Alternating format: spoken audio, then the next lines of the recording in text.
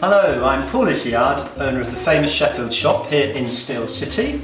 First of all, I'd like to thank Jim and Emma very much for the use of their beautifully appointed kitchen. We'll be meeting Jim and Emma in a minute. The purpose of this short video is to talk about how we go about making a choice of a good set of knives for your kitchen. I've got 18 knives here, 16 of which are made by Taylor's Eyewitness. This particular range is very comprehensive, and it was awarded Best Buy and Best Value by the Which magazine in a survey just this August. The imposters, if I can call them that, are two others, which I would also like to talk about in this presentation because they have particular purposes. Right, now then Jim, we know you've already got a set of knives that your beautiful wife bought you all those years ago. But for the purpose of this, I want you to just talk through. I'm going to let you choose 5 knives out of this set, and through that we'll illustrate, what knife does what. So the floor's yours, Jim. Choose some knives. Wow, I wasn't expecting such a big choice, I must admit. But and can I actually have a bread knife as a given, please? Oh, go on. Please, because you've got to have a bread knife. Everyone needs a bread knife. Yeah, there you go. Yeah, we'll give him his bread knife. So I can get 5 more. Up to 5, all right. If you behave yourself. If I behave, I'll try. I will try.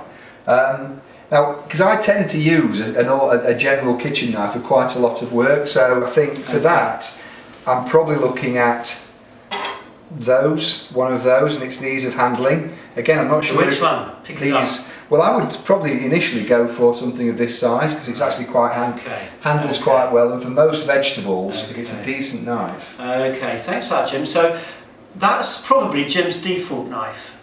I'm guessing, but it's the first one he chose, and I often find this with shop customers.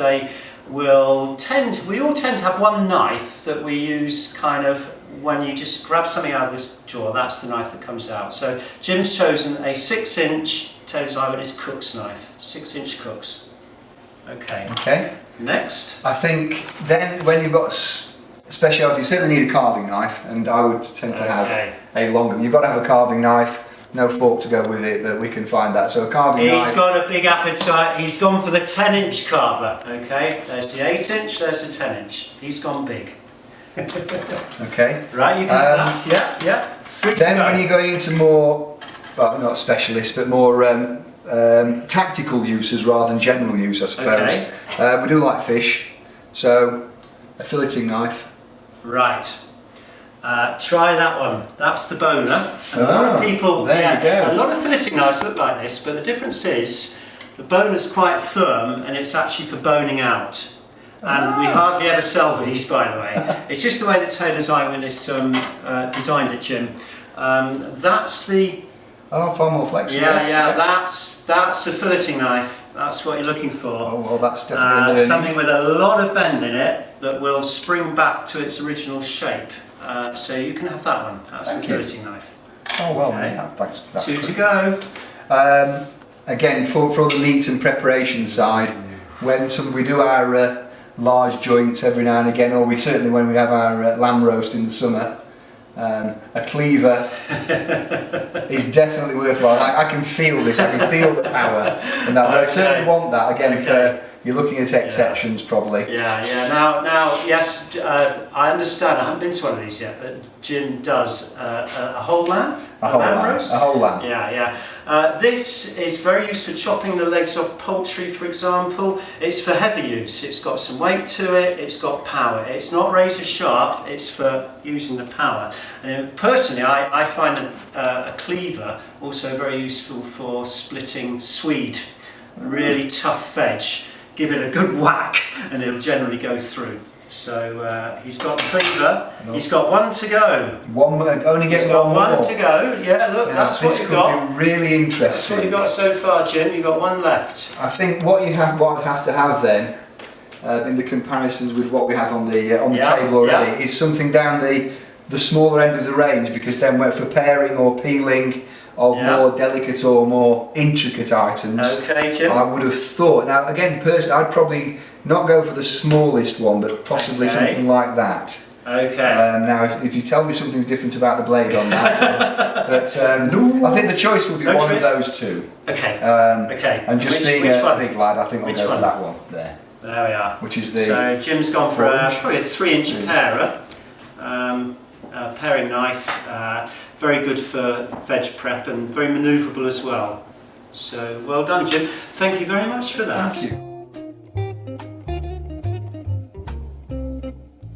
Thanks for joining us, Emma. You're welcome. Jim's made his choice of knives, Yes. but I just wonder whether he's included the knives that you would like.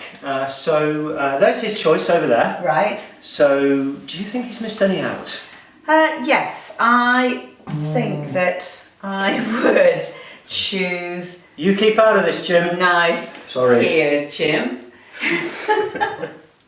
Yeah, this would be my knife of choice. Lovely. So Emma's chosen a 4-inch cook's knife. Typical sort of cook's knife profile.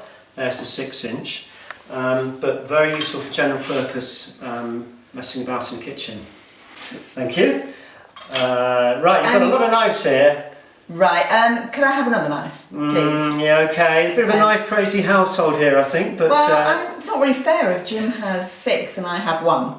hey, fair comment. Keep going. One more knife. I would choose this knife here because it's lovely and slim.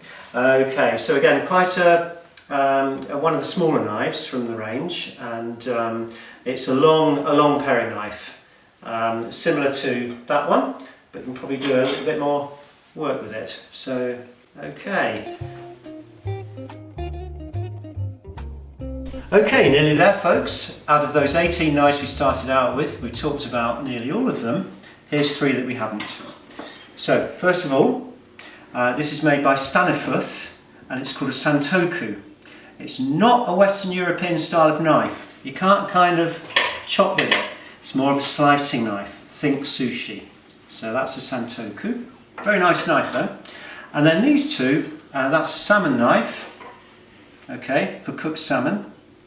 And this one is a ham knife for your hamon serrano or whatever else. It's nice and slim. You get a really nice thin slice using that. So that completes the picture. So, good hunting for your knife set. That was stupid. Done.